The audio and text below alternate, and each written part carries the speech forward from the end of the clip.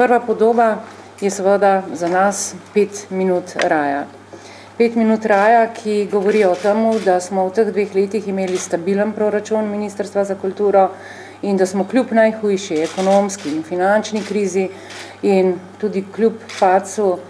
domačega proizvoda ohranili stabilnost v kulturi, saj je bil proračun za kulturo v letu 2009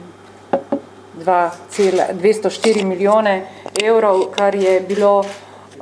predstavljalo 2,2% državnega proračuna in to pomeni tudi, da so se sredstva za kulturo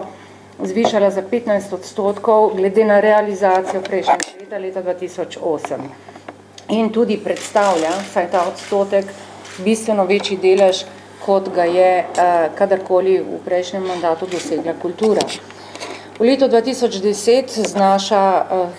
proračun za kulturo 209 milijonov evrov, kar bi lahko rekli, da vsak prebivalec Slovenije da 100 evrov za kulturo. V letu 2011 bomo imeli približno 215 milijonov evrov, v letu 2012 nekoliko manj, 201 milijon evra, ampak računamo, da se bo ta padec, ta zdrs, vendarle v letu 2012, ki kot veste, smo ga deležni vsi ministri in ministrice, da se bo